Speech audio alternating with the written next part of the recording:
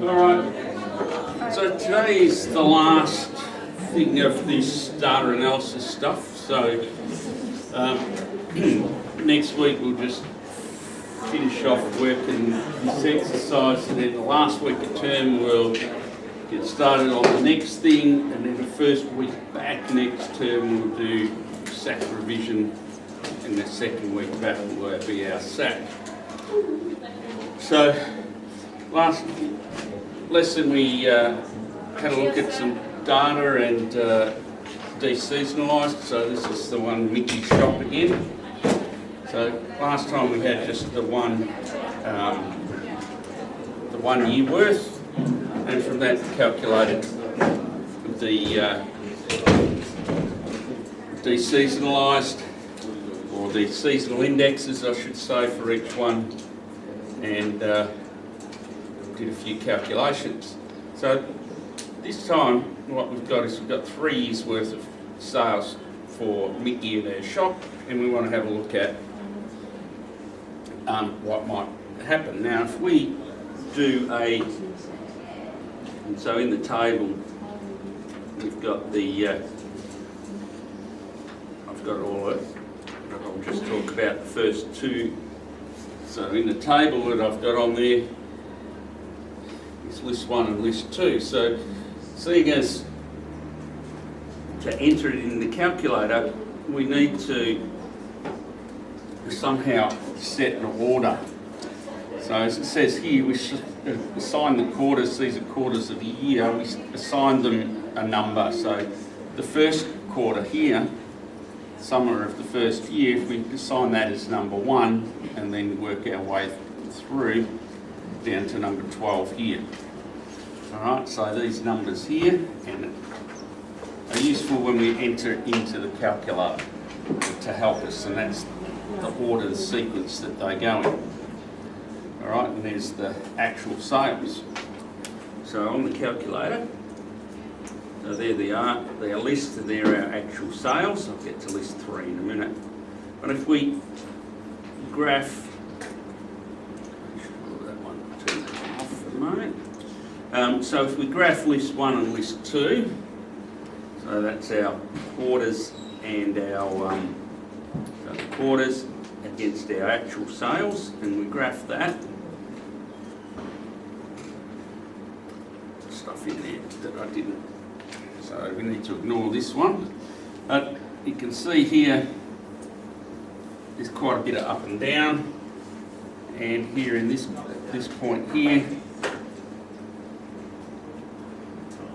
every third, or every fourth I should say, there's a peak, and then just after you peak there's a trough each time. So seasonalised data looks like that, and so it's a bit difficult, although this one's not too bad. You can see your peaks are going up and your troughs there are going up as well, so it looks like there could be a slightly increasing trend there.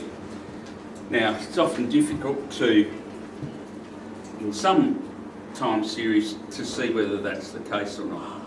So what we then do is we would deseasonalise the data. So these numbers here are our deseasonalised sales. So we divide by 120, divide by the summer one, or 920 I should say. So 1,085, divide that by the autumn one. So each of these numbers here gets divided by summer. Is that the average? Mm-hmm. Is that the average? The average, each one of these in turn gets divided by. How do you know what that is? In this case, Or we're they- given it. What are you saying? Or if you weren't given it, you would need to calculate it as we did last time, adding all of those up, working out the average, yes, and dividing. Alright, so in this case we're given what they are. So each of these numbers gets divided by the 1.03. So that's 920, 1035, 1299. So each one of those is by dividing. So, and it talks about that there. So here we go. Calculate the seasonalised sales. enter in your calculator. So this is a screenshot of what I had before. Alright, so before I just graphed the blue one. So the blue one's our actual sales, and now I'm going to go and put the red one on. So let's go back here. So I'll turn on this one. And let's graph again. Alright, so there's the red one, the deseasonalised.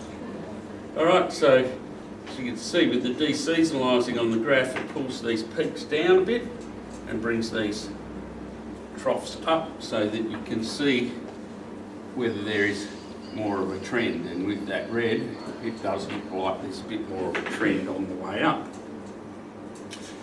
So this is all about making predictions. So what do we need to make predictions? We need a equation. So what do we use to get an equation? We do a regression line now. I set this up before and I obviously forgot to clear it. So I've already got the regression line in there. Let's go back to the notes. So what do we need? So the red line, we need the regression line, equation for the regression line. So let's just go through how you would do that. So here, calc, regression, linear reg. Now remember, list 1 is the same, but it's the red line we want, and the red line was off list 3, so you need to make sure that you choose, if you've got a couple of lines like the blue and the red, and we want the regression line for the red, we've got to make sure we select list 3.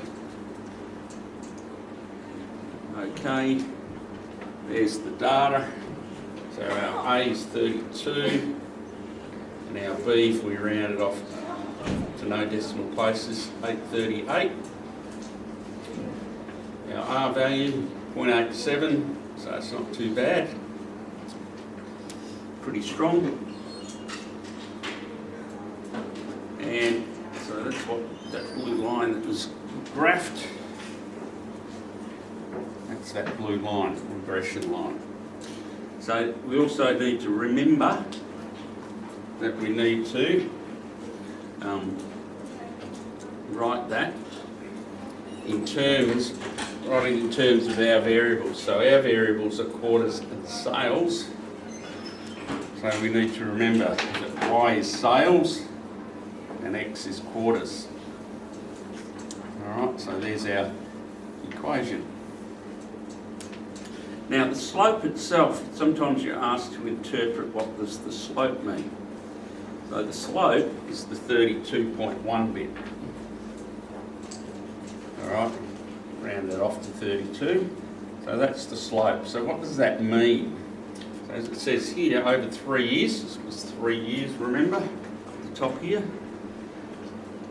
There we go, so it was 3 years. So over that 3 years, all the way down to there, what's happening? So over the 3 years, sales at Mickey's shop has increased because it's a positive, a 32, at an average rate of 32 sales per quarter.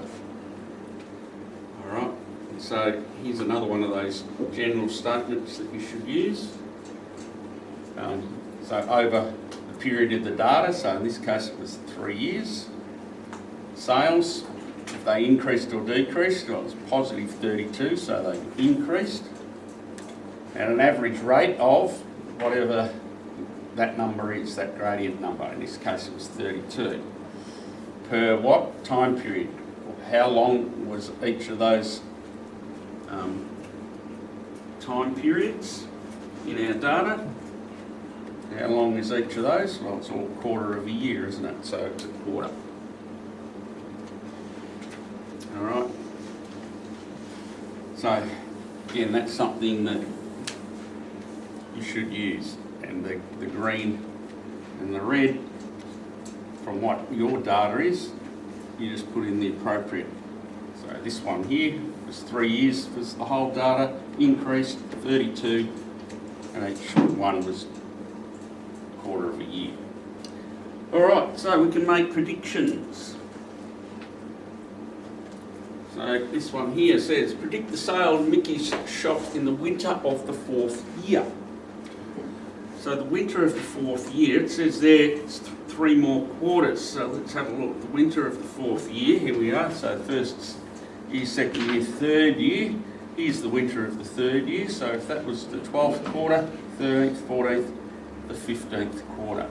So what's the sales predicted to be here? Alright, so we go to our equation. There it is, this one here, sales 838 plus 32.1 times what quarter number it is. So sales is equal to 838 plus times 15 and you get 1,319.5. Now, thing to remember is that this is the deseasonalised prediction, because where did we get that equation from? We got that equation, there we go. We got that equation from the red line. So the red line is our deseasonalised. So this equation here relates to our deseasonalised data. So what it's actually telling us, it's not the actual number of sales, but the deseasonalised number of sales. So we need to convert that. Remembering our deseasonalised data is equal to our actual data divided by the seasonal index, and for, hopefully I've got that right. Yep, winter 1.3. So our deseasonalised 1,319.5, actual over 1.3, multiply both sides by 1.3, and you get 1,715.35, and I've rounded it off to 1,715 because you can't sell 0.35 of a shoe or a coat or a glove or whatever it is, alright? So you can either sell one item or you don't sell the item. So in this case, in the context, they need to, the answer needs to be whole numbers. Alright, so that's what 6E is. So that handout that I've given you is this. So save you writing that. I've given it to you. Any questions about any of that I've gone through there that I went through too quick and you didn't quite pick up on anything? Yes, no? Alright. Alright, so 6E, and then we'll tidy this up next week. So we'll have this Tuesday and Wednesday next week. Then the last week of term we'll do, start the next topic. First week back we'll do SACT revision.